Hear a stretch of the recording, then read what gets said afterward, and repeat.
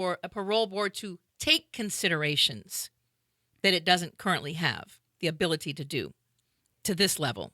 But a lot of the communities who are least affected by this don't understand the larger implications. They just, if they want them in jail, keep them in jail. I don't want to see them. I don't have to worry about them because it's not their community, their neighborhood, which is being impacted on any level. But I'm going to take that one step further, and then we're going to move on. It might not be your community. It might not be anybody that you know, but the ones that are left behind, the children, the family members of the person who is gone. What do you think is going to happen to them? So it does affect you, because you could walk into a store one day, buy a car from, who knows, even be voting for an elected official. That's right. With a past. It could affect you. Oh, it will. They where just your don't kid's see going to it. go to college. Yeah. Everybody on that college campus didn't all come from the same community. You don't live in a bubble. Your children don't live in a bubble. Eventually, the world will touch you. So how do you want that world touching you, and who do you want touching you in that world? I want people who have at least had the opportunity and been provided a service to advance themselves after a mistake. People don't know. It's very easy to end up in jail. Oh, it is. You know. I do, because I saw in juvenile hall, I saw a kid from a very wealthy family who was caught joyriding and was in jail next to the kid who gunned somebody down. They're all in the same, jail same is hallway. jail. Jail is jail. So there's many, many reasons why somebody could have ended up there.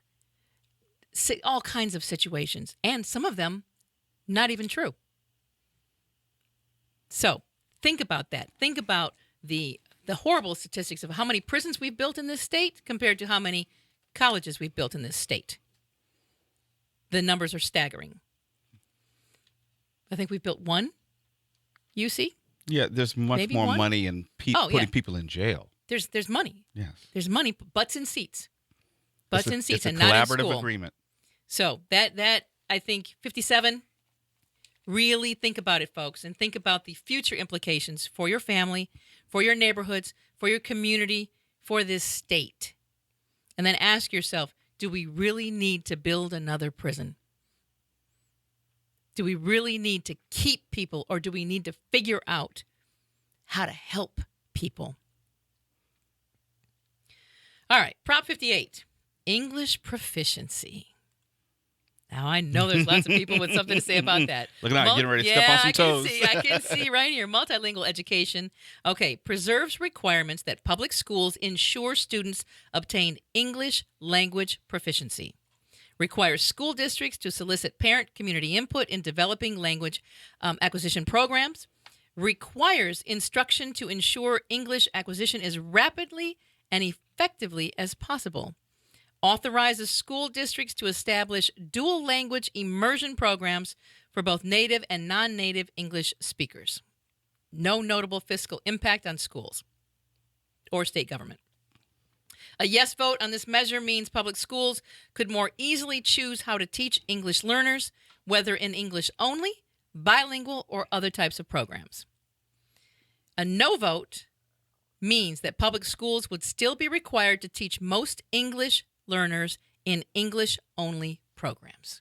I saw your little eyes get fired up, so go ahead, Mo. I know you got something to say on this one. I just think of it this way. What's the downside to this? And I say that seriously. We live in this multicultural America.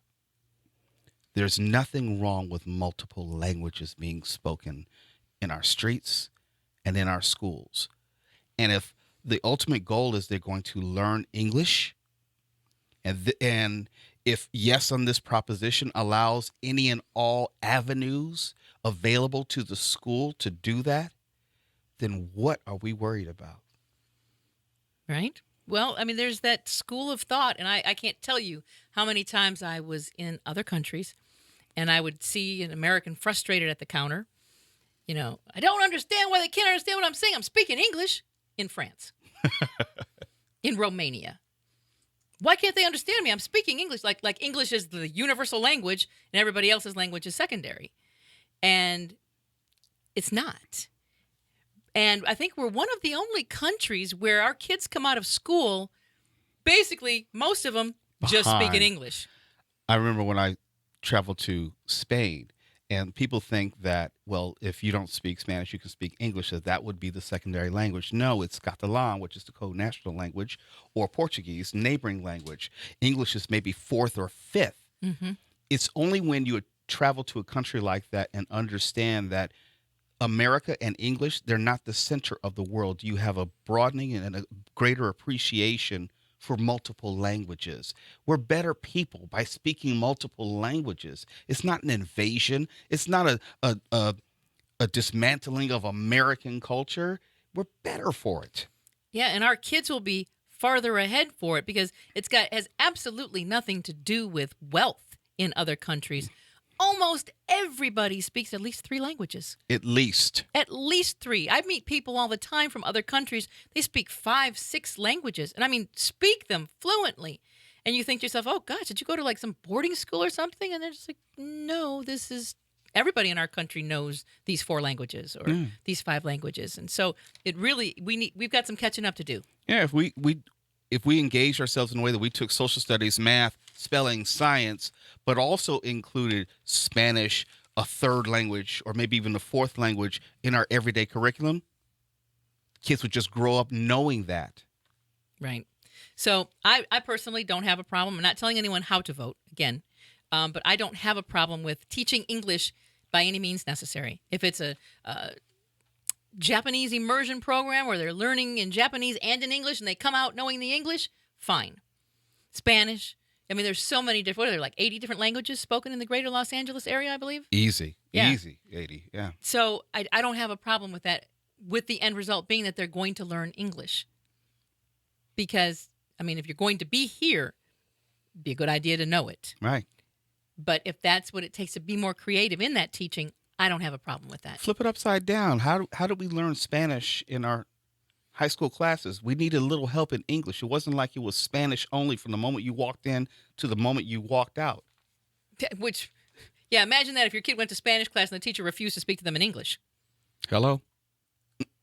And the kid comes home and goes, I don't know what the teacher said. He was speaking Spanish the whole time, or she was speaking Spanish the whole time. Mom and dad are like, what the heck are you talking about? Yeah, why aren't you speaking English in a Spanish class? And there are some intensive classes which are like that, but at the same time, if the goal is English, ultimately, there's more than one path and one road there. And it sounds like a creative way, and it sounds like we're going to get a lot farther quicker by doing it that way. And just the way we flipped that just now, parents, think about that. If your kid went to school and in their Spanish class, the teacher refused to speak English right from the very beginning, from the second they walked in the door. Something to think about. So I think you know where Mo and I both stand on this one. All right. 59, Prop 59, Corporations, Political Spending, Federal Constitutional Protections. It's a legislative advisory question. Asks whether California elected officials should use their authority to propose and ratify an amendment to the federal Constitution overturning the United States Supreme Court decision in Citizens United versus Federal Election Commission. Citizens United ruled that laws placing certain limits on political spending by corporations and unions are unconstitutional. The fiscal impact? No direct fiscal impact on state or local governments. A yes on this means voters would be asking their elected officials to use their constitutional authority to seek increased regulation of campaign spending and contributions. As an advisory measure, Prop 59 does not require any particular action by Congress or the California legislature. Now, a no vote, voters would not be asking their elected officials to seek certain changes in the regulation of campaign spending and contributions. What do you think? I think there will be a constitutional issue because if there's a state law which is in contradiction or conflict with a federal law, then the federal law supersedes. As with marijuana. Right. I don't. Me personally, we need to do something about campaign finance reform. The amount of money is ungodly in which we're spending locally and also federally for these elections. I'm just not so sure that this is going to be the avenue which actually addresses that. I personally seem to believe that we're going to need a case taken before the Supreme Court and then have Citizens United overturned in earnest, as opposed to California just trying to wing it and go on its own and have its own campaign financing laws. But in spirit, I agree with it. In spirit, we got to do something, because we just can't have, and this applies to our ballot initiatives as well. I don't like how the ballot initiatives, which are most heavily financed, are the ones that are most likely to pass. Right. I'm right with you on that one. All right. Prop 60. Boy, I've heard some interesting conversations about this one. In fact, one of our shows here on The Power of Voices, they had a whole hour-long show about this, and boy, was it interesting. Show called Between the Sheets. That's one word for Those two, yeah, this is interesting. All right, here we go. Prop 60. Adult films. Condoms? Health requirements? Requires adult film performers to use condoms during the filming of sexual intercourse. Requires producers to pay for performers' vaccinations, testing, medical examinations. Requires producers to post condom requirements at the film sites. The fiscal impact? A likely reduction of state and local tax revenues of several $1 million annually. Increased state spending that could exceed $1 million annually on regulation, partly offset by the new fees.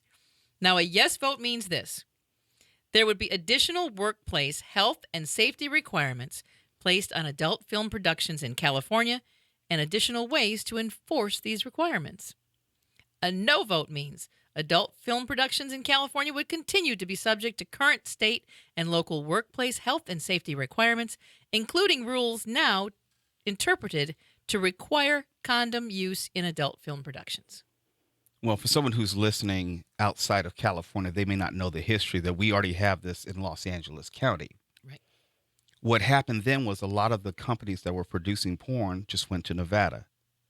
This will be more of the same.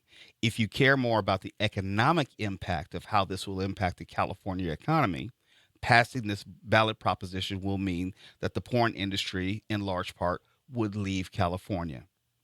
For me personally, the health concerns outweigh the economic ones. And I'll just leave it at that. So you think that they should be all forced to wear condoms? Yeah. Yeah. And how does that affect the general public? Well, it doesn't. The general public, as far as California, I don't think it will, because the companies would leave California and produce the No, I'm same talking old about porn. somebody, the actors having to wear condoms. Oh, I don't think it will happen. I think since the porn companies would leave California so they can produce the porn that they want right at the Nevada border, the product does not change. It won't, because we know that condom use in porn is less desirable, if you will. So that the porn industry isn't going to change other than the location, so they can keep doing what they do. And it does say here that there is already something in place, like you said, in Los Angeles County. Yes. Now, how much revenue was lost when those companies went to Ventura County as opposed to Los Angeles County? Right, and they're just now being pushed out even further to the Nevada border, or even Arizona for that matter. Mm-hmm. So do you think it's worthwhile, or is it a waste of time? I think it's a waste of time, because it's not going to yield a desired result. If the desired result is to make sure that there are condoms being used in pornography, that is not going to make it happen, because the financial concern of porn is much more important to them than the health concern, which would mean they'll just move the production, not have to actually yield to the law. Let's go on to 61. All righty. There's a lot of commercials about this one, too. State prescription drug purchases prohibits the state from buying any prescription drug from a drug manufacturer at a price over the lowest price paid for the drug by the United States Department of Veterans Affairs. Exempts managed care programs funded through Medi-Cal. Fiscal impact, potential for state savings of an unknown amount depending on, number one, how the measure's implementation challenges are addressed, and two, the response of drug manufacturers regarding the provisions and pricing of their drugs. A yes vote means that state agencies would generally be prohibited from paying more for any prescription drug than the lowest price paid by the U.S. Department of Veterans Affairs for the same drug. A no says state agencies would continue to be able to negotiate prices of and pay for prescription drugs without reference to the prices paid by the U.S. Department of Veterans Affairs. My gut tells me that I can't trust the state to negotiate prices that are to my, as a consumer's, best interest, to my best benefit. I would be more inclined to say they have to purchase them at a rate below the veteran's price. At least it sets a standard that they have to follow. But if you were to allow them to just negotiate as they see fit, their concerns are not my concerns. Their goals are not my goals. And we've seen in the past year how the prices of many of these pharmaceutical products can vary greatly for a number of reasons.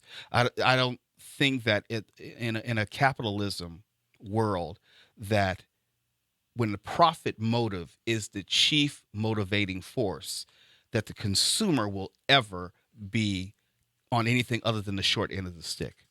The very short end of the stick. And I'll give a couple quick examples.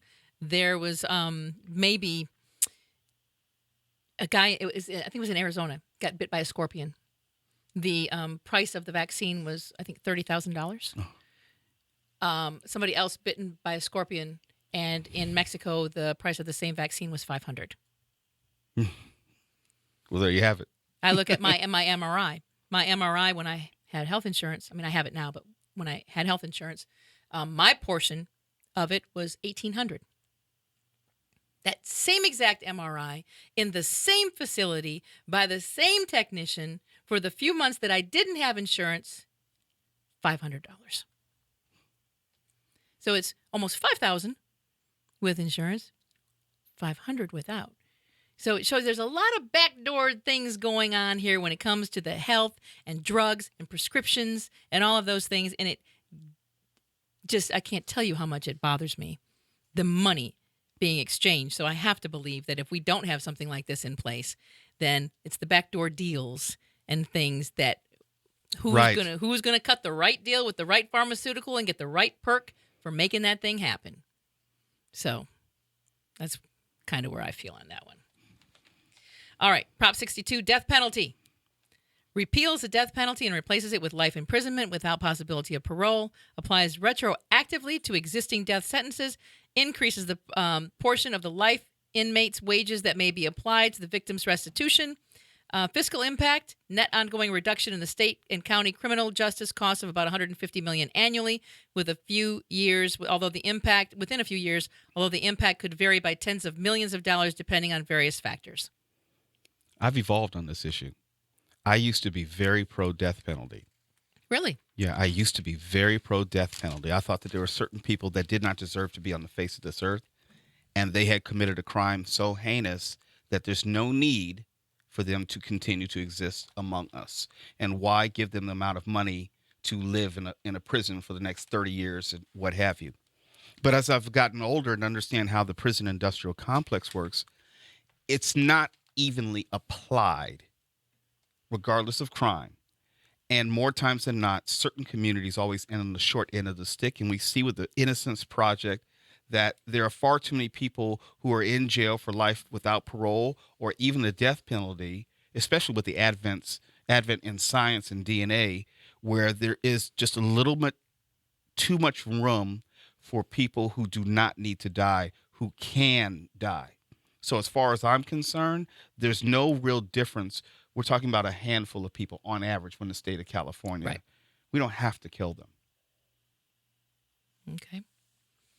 Prop 63, firearms, ammunition sales, requires background check and Department of Justice authorization to purchase ammunition. Mm-hmm. DOJ permission. Prohibits possession of large capacity ammunition magazines, establishes procedures for enforcing laws prohibiting firearm possession by specific persons, requires Department of Justice participation in federal national instant crime background check system, fiscal impact, increased state and local court and law enforcement costs, potentially in the tens of millions of dollars annually related to new court processes for removing firearms from prohibited persons after they are convicted.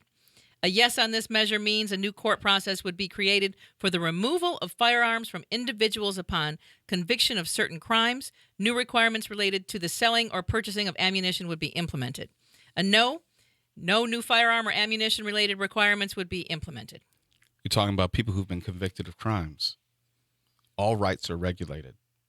All rights are regulated. All rights can be taken away from you if you commit crime. We have a gun culture in America which is out of control. I'll just leave it at that.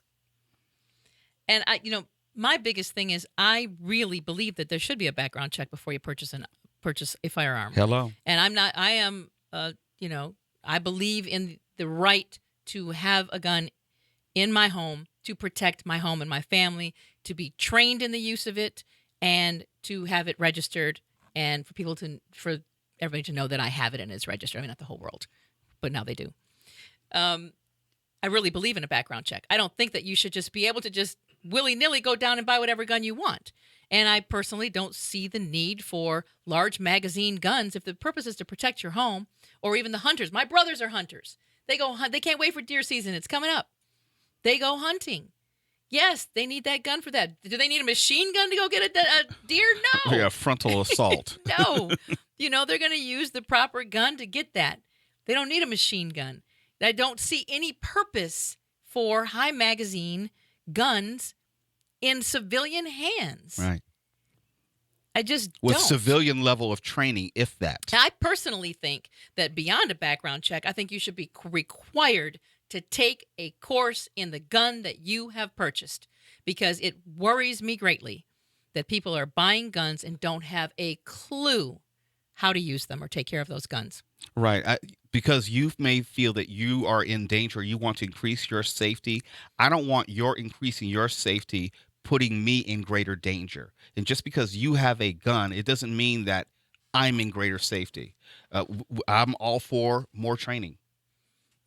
For me, it's background checks and more required training, at least a minimal course in the use of a gun if you're going to own one. You can't drive a car without having, passing Nope. the driver's test. You have to be able to, and I'm not saying there should be a test, but you should be required to at least take a class. So I don't, this one is, I got to really, really read all of the things about this one, but I don't have a problem with them requiring background checks. No, Prop 64. All right. Here we go. Back up. Sit down, everybody. All right. Marijuana legalization. Legalizes marijuana under state law for use by adults 21 and over, imposes state taxes on sales and cultivation, provides an industry licensing and establishes standards for marijuana products, allows local regulation and taxation, fiscal impact, additional tax revenues, of course. About $1 billion annually, they're hoping. Mostly dedicated to specific purposes is where that would go. Again, where's that money going? Reduced criminal justice costs of tens of millions of dollars annually. A yes vote means adults 21 years of age and older could legally grow, possess, or use marijuana for non-medical purposes with certain restrictions. The state would regulate the non-medical marijuana business and tax growing and selling of medical and non-medical marijuana. Most of the revenue of such taxes would support youth programs. Most of the, that's a big word here, most of the revenue from such taxes would support youth programs, environmental protection, and law enforcement. A vote no, growing, possessing, or using marijuana for non-medical purposes would remain illegal. It would still be legal to grow, possess, or use marijuana for medical purposes. This perplexes me because I am not for the legalization of marijuana. I am for the decriminalization of marijuana. I don't want people going to jail, but I can only vote on what's in front of me. I personally have no desire to have recreational use of marijuana around me. I can't stand it. This is one of those personal things for me. I don't want it available in places where, not that it would be, but eventually we'll move to a place where it may be available in grocery stores or available in the way that we buy alcohol. I don't like being able to come home and smelling when my neighbors are using it constantly. I don't want a contact high. I don't want it around me. So this is very personal for me. It's something that I don't want to support. But at the same time, I have to be consistent in trying to do something to alleviate how many people are being locked up for trivial offenses in regard to weed. Well, my thing with this one is this. You know how easy it is to get a medical license to have marijuana. Easier than a driver's license. And it's real. Mm-hmm. The driver's licenses like that are fake. The ones they're soliciting on the streets. I mean, literally, you can walk down. I won't say where, but you can walk down the street and somebody will say, "Hey, would you like to buy some marijuana?" You say, "No, I don't have a medical reason for it." "No problem. We got a doctor right upstairs that'll give you a prescription for it." And you got all these people walking around saying, "Oh, I have a medical prescription for marijuana." They're not real. Those are not real prescriptions. So this is being terribly abused already. Right. It is just ridiculous, the people who are walking around with those fake prescriptions. Now, personally, I believe that somewhere in here has something to do with the edibles, about removal of edibles. I personally do not believe that they should have allowed edibles because they look like Captain Crunch, Candy, yeah. goldfish, brownies, cakes, suckers, anything that could very easily be mistaken by a child. I have a big problem with edibles. I really do. I personally, I mean, I don't smoke it, but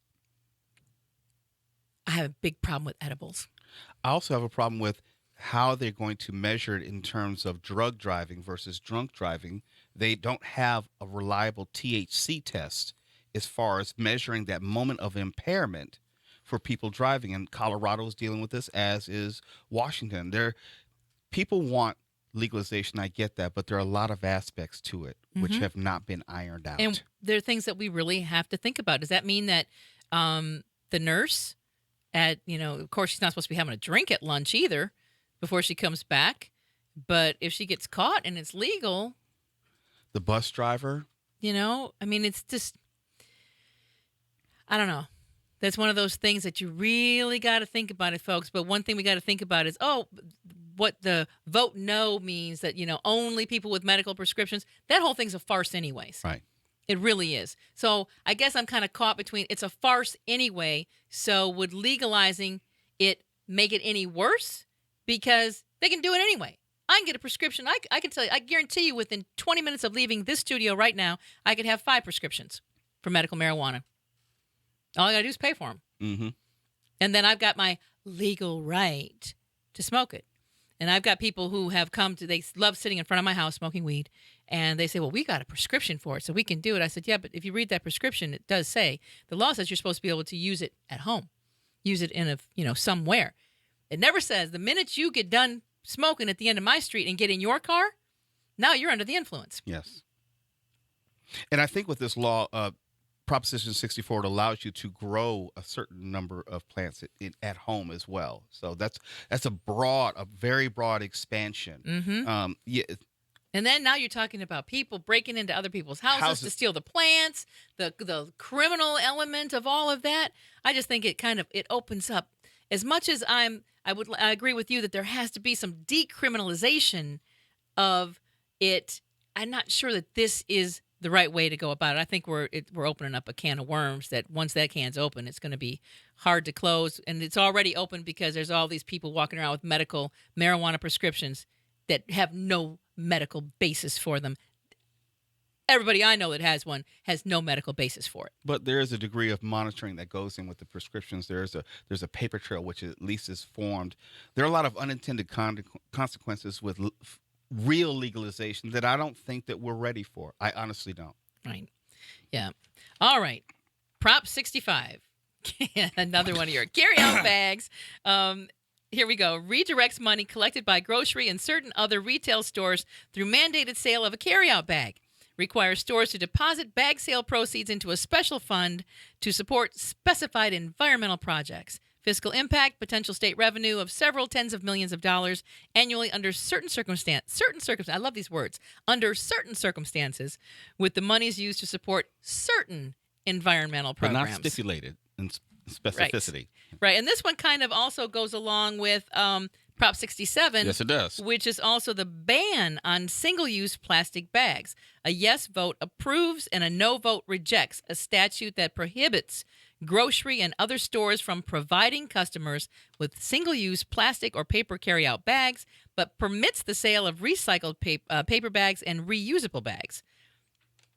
So these are two props. Can we do them together? Yeah, Because, like okay, because I know that you're very unhappy. See, I have this little reusable bag. It's in my purse. So whenever I go into the grocery store, voila, I've got my bag with me.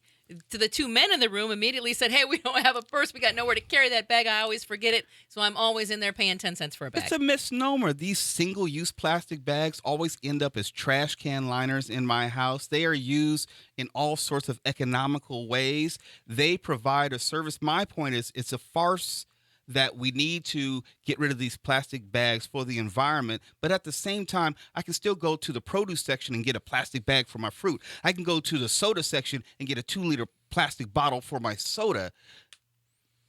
If they're going to sell these, I'll say, reusable bags, going back to Proposition 65. 65 and 67 both have to do with these single-use bags Right. and the plastic bags.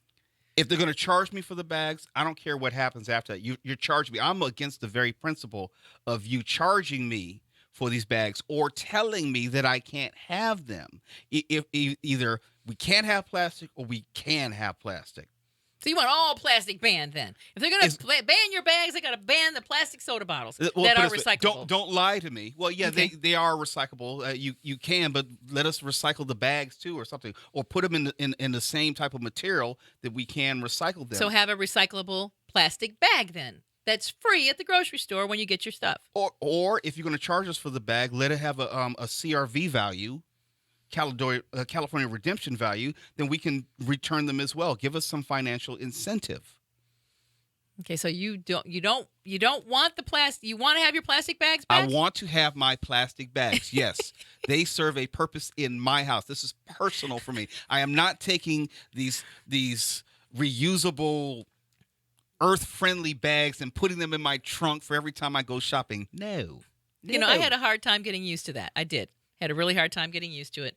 But I do it now. I just, as soon as I get done bringing the groceries in, I pack them all up, stick them by the front door. Next time I go out, throw them back in the trunk. I know you've purchased more than like $100 worth of groceries. Yes. That's a lot of bags to Oh, take yeah. with I've you. got to take like 10, 15 bags with me. Right. Yeah. Into the store. Yeah, into the store. And then they're all in the way, and I'm trying to move the groceries around Keep on to making get my to the point. bags. Come on. Keep on. It's hard. It is hard, but I do understand the environmental concern. Maybe somebody needed to come up with a better plastic bag then, or some kind of bag that we get at the grocery store that is recyclable. What is that? Yeah. How hard is that? Right. And would you be willing if somebody could come up with that bag and let's say it cost you a nickel? I live in a part of Los Angeles where they're already charging for bags. So it's Well, everywhere I know, you don't have a bag. It's 10 cents, 15 cents. That's what they I'm make saying. up their own decision right. about what it They're is. charging anyway, so you might as well, if it's going to incur a cost, then just get a recyclable bag in there. That's all I'm asking for. And again, I would sure love to know where the funds are going from the 10s and 15 and 5 cents that I'm paying for the bags when I forget them. Mm-hmm. Love to see a real accounting of that. All right, the last prop that we have here to look at is Prop 65 because we combined 65 and 67 because they all have to do with the plastic bag at the grocery store. Death penalty. Changes procedure governing state court challenges to death sentences, designates superior court for initial petitions, and limits successive petitions. Requires appointed attorneys who take non-capital appeals to accept death penalty appeals. Exempts prison officials from existing regulation process for developing execution methods. The fiscal impact, unknown, ongoing impact on state court costs. You may not know this, but 66 is being pitted against 62, where either of the propositions, regardless of whether they pass, the one which passes with more of a yes contingent behind it will supersede the other. So even though 62 may be passed to repeal the death penalty, let's say it passes at 52%. But if this 66 passes at 57%, not only will we still have the death penalty, it will then be subject to the stipulations of 66. Wow. See, nowhere in there does it say, hey, by the way. Right. I was reading deep last night. Yes. Yes. So all these things are really important. Mm-hmm. It's not just whether they pass, it's by the percentage in which they pass. These two particular propositions. Now, are any others like that? No, Or just aren't, 60, there really 60, aren't. 62. Okay. Yes, 65 and 67 are related in relation to plastic bags, but 66 and 62 are directly connected Okay. as to how they're passed and by what percentage. So again, tell them which of these two propositions are directly connected. It's 62, the death penalty repeal proposition, and also 66. 66. So please take a moment and look these up if you want more analysis, or you probably, if you're a registered voter, you got the California election guide. It looks like this, and it probably came in your mail. Some of you may have used it for kitty litter. Some of you may have just thrown it out. I actually read mine because it matters to me what goes on locally, because local affects me every day. Yes. And believe me, ask any city council member, they'll be able to tell you, yeah, Josefa's always calling us. Like, what's going on with this? Why is this going on in my neighborhood? Why is this going on in somebody else's neighborhood? You got to speak up, people. You got to be a part of the process. If you're not a part of the process, don't complain to me on Wednesday after the election. If you didn't get up and vote, I don't want to hear your complaints on Wednesday. I like to complain. That's why I vote. Me too. I like to complain, and that's why I vote. And I'm telling you, the power of vote is like the power of your voice. Let yourself be heard by voting. Any final thoughts on Hillary and Trump next week and oh my gosh, the level to which we have fallen in this country with regard to our campaigns and what we have allowed to be presented as an example of our political process to the rest of this world is shameful. I would like to say that it all ends November 8th, but it really doesn't, because whoever wins, there's going to be such a pushback, because we've been going down this road of rigged election and so forth, that there's going to be an angry contingent in this country. Let's say if Hillary wins, they're going to say on the Trump side, rigged election and so forth. We don't know how that's going to play out. If Trump wins, well, all hell breaks loose at that point. That carries through to the inauguration. So even though we think we may get a reprieve and a respite November 8th, this is going all the way through January. Yeah, it really is. And it's scary to me what I have seen in some of these debates, the people in the audience, the level of hatred and violence that people are willing to go to is really astonishing. Yes, it's turned into a Raider football game. Yeah, that's a perfect way to describe it. I'm being serious, yes. Yeah. It's what it almost seems like. And again, I don't know if I mentioned this on the Power Voices. We have an hour show called Presidential Speeches that I created by pulling speeches from the Presidential Library. And this week I decided to go back to 1960 and take a debate between JFK and then Vice President Nixon. So hopeful JFK and then Vice President. And then the two of them are debating, and then I compared it to the debates with Trump and Clinton. When you get done listening to this hour, you sit there and you just put your hand to your head and think to yourself, what have we done? How did we allow this? We're the ones that allowed it. We keep watching it. Because we're in an entertainment environment. We want to be entertained. But I don't want to see entertainment when I'm trying to pick a president. Agreed. I'm not trying to be entertained. I want to know what the hell you're going to do to make sure that this country is safe and prosperous for all of us, that we all have the chance to get up and go get it. And I didn't hear that from either side. Nope. And that's what really disturbs me about what's coming. I didn't hear it from either side. And it leaves me with tremendous fear of where we are as a country. Are we that apathetic? Have we really sunk to that level where reality TV, even in our political campaigns, is what we're willing to accept? We've lowered the bar to that level in this country. We better wake up. We better, because there's no better wake-up call than what we've seen in the last 8 to 12 weeks. We got a lot to do in this country. And we as Americans, we are the ones. It's we the people under that Constitution. It's not a president. It's we the people. We the people can stop this. We can stop this nonsense. We can start standing up and participating in life and quit waiting for everything to happen for you. Become a part of it, especially by voting next Tuesday. Amen. Mo, it is so amazing to have you. I was back on the mic with you again. It's so Yes. incredible. Yes. And congratulations on all of your success. I can't wait to see where you go next. I have a feeling that we're going to see a lot of Mo Kelly on television. And we can only hope. We can only hope. Absolutely. Thank you again. Absolutely. Thanks for being with us on thepowerofvoices.com. Make sure, again, the election is next Tuesday, November 8th. Get yourself familiar with the propositions. Fully understand their implications, their yes, no, what the yes vote could mean, what the no vote could mean, but most of all, what is it going to mean to you locally? These issues are important. Get up and vote, because if you don't vote, I don't want to hear your complaints on Wednesday. Peace.